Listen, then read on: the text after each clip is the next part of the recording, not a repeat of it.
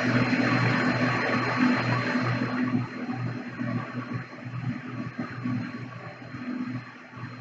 we're continuing to look at the neuromuscular system.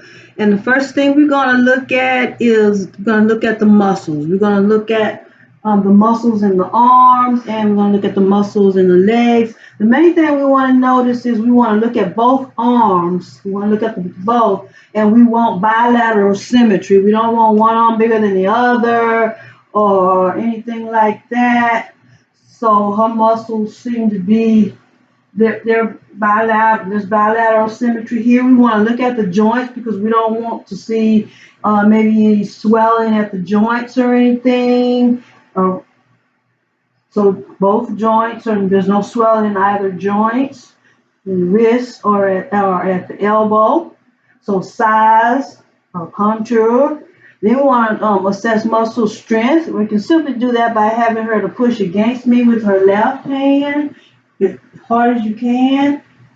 And that one's good. And we want equal strength in both arms. Can you push against me? Okay. Can you just try both? Try pushing. So her muscle strength is good. And the next thing we want to look at is tone. Can you just lift your arms up over your head? Okay, can you put them back down to your side? Can you stretch them out? Can you kind of do some round in a circular motion? Can you put them behind your head? Okay, so her range of motion is good. So her muscle tone is good. So that's size, strength, and tone, and we've compared the two for bilateral symmetry here. And I don't see any involuntary movements going on. I don't see any tics or anything like that happening.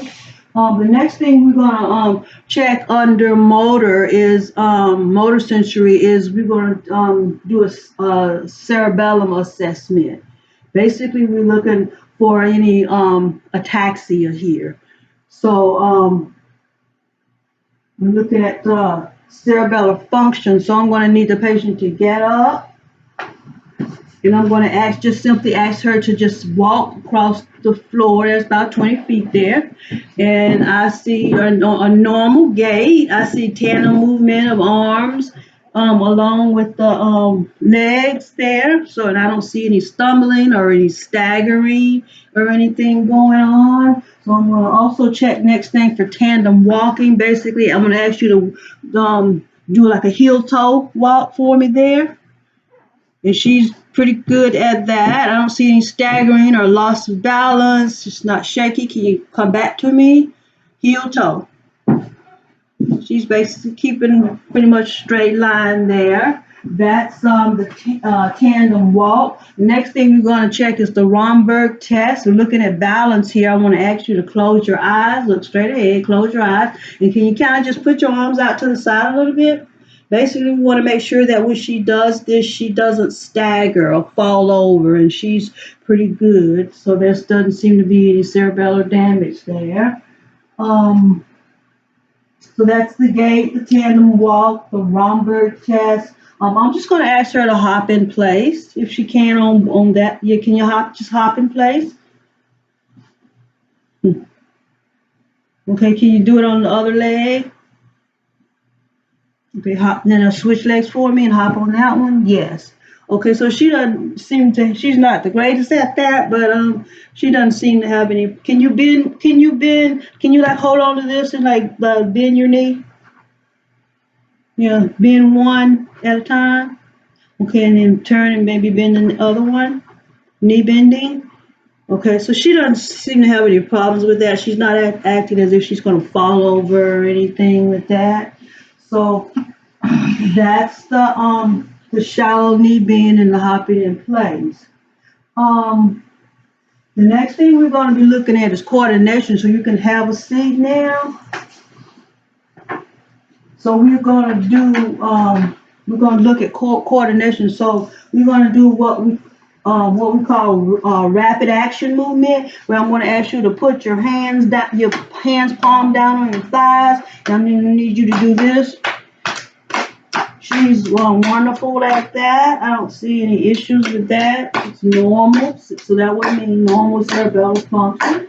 Okay, that's enough. And the next thing I'm going to ask you to do is a finger thumb test. I want you to take your thumb and touch all of your fingers.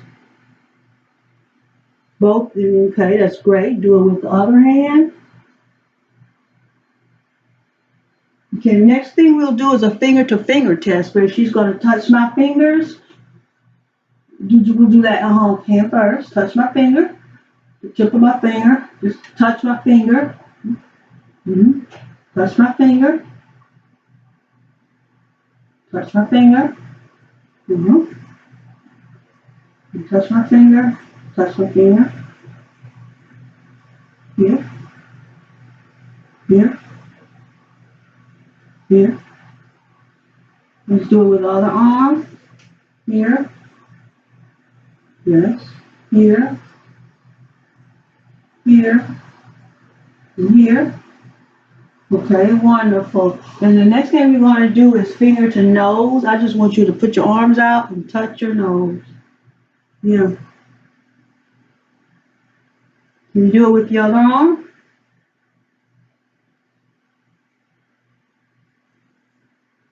Okay, next thing I want to ask you to do is I'm going to do the heel to shin test with her.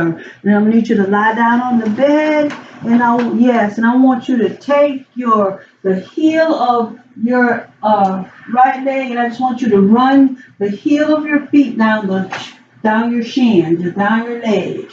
And try to keep it in a straight line. Yes, and can you do it with your other leg? Start up top and take it straight down.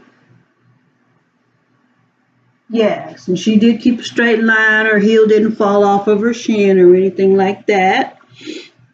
So that's the heel to shin test.